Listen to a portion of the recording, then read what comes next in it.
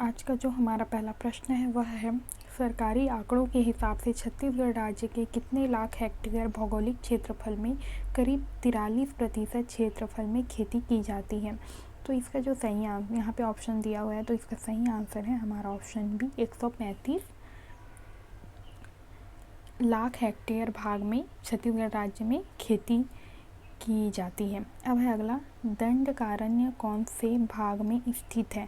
तो दंडकारण्य जो भाग है वह आता है हमारा ऑप्शन 3, छत्तीसगढ़ एवं उड़ीसा। छत्तीसगढ़ एवं उड़ीसा का जो भाग है वह दंडकारण्य क्षेत्र के अंतर्गत आता है।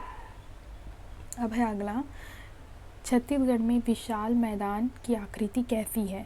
तो इसका सही आंसर है ऑप्शन सी, पंखाकार। अब है अगला, छत्तीसगढ़ राज्य प्राकृतिक संपदा हेतु संपन्न माना जाता है, वह संपदा है? तो वह है हमारा खनिज संपदा। अब है अगला, जसपुर के किस जिले में झारखंड स्थित है?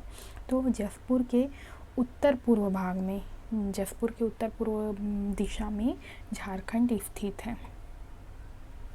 अब है अगला, कर्क रेखा के उत्तर में निम्न में से कौन सा शहर स्थित है? तो कर्क रेखा के उत्तर में हमारा ऑप्शन 2, रामानुगंज स्थित है।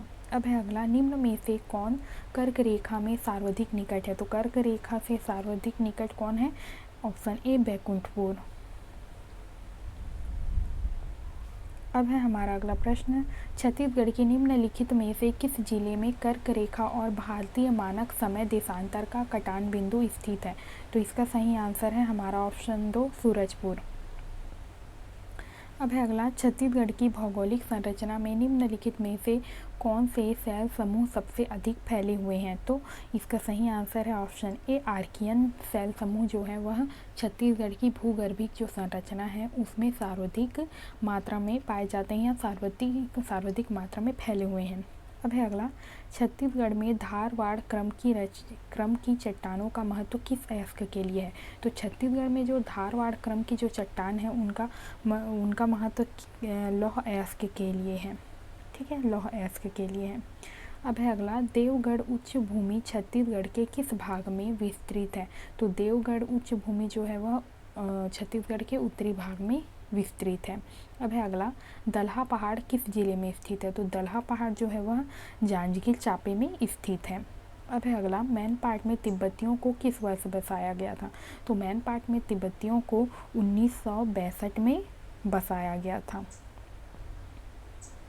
निम्नलिखित में से कौन सा शैल समूह सबसे प्राचीन तथा छत्तीसगढ़ की धरातली बनावट में प्रमुख है?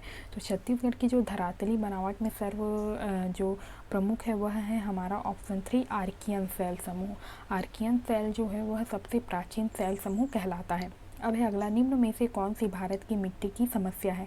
तो भारत की मिट्टी की सबसे मुख्य समस्या है भूमि अपरदन, क्षारीय भूमि, बंजर भूमि।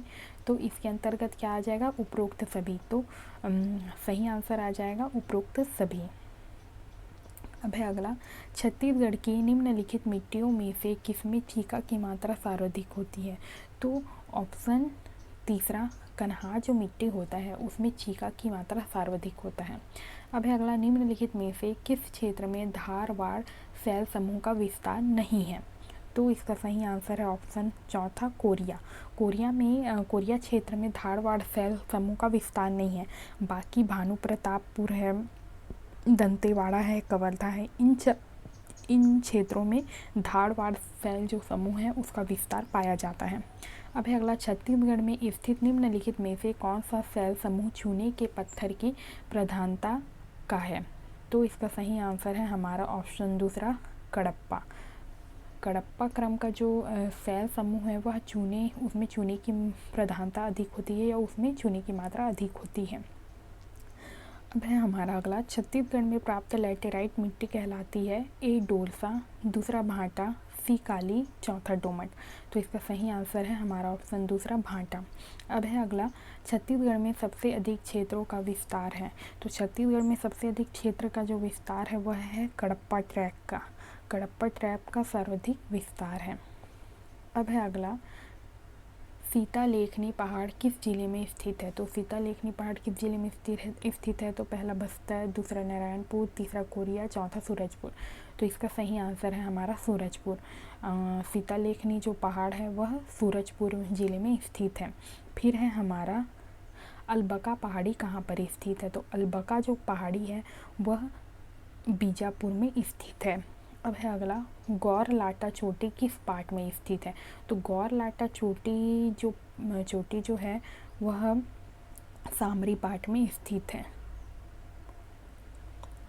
अब है अगला, छत्तीसगढ़ के किस भाग में गोंडवाना युगीन से पाए जाते हैं? तो ये पाए जाते हैं ऑप्शन चौथा बघेलखंड पहाड़ में। अब है अगला, छत्तीसगढ़ के निम्नलिखित भागों में कौन सा सबसे पुरातन शैलों से बना है? तो इसका सही आंसर है ऑप्शन तीसरा बैलाडीला की पहाड़ियाँ। छत्तीसगढ़ राज्य की किस दिशा में कोटरी बेसिन स्थित है? तो इसका जो सही आंसर है वो है हमारा ऑप्शन तीसरा दक्षिण पश्चिम।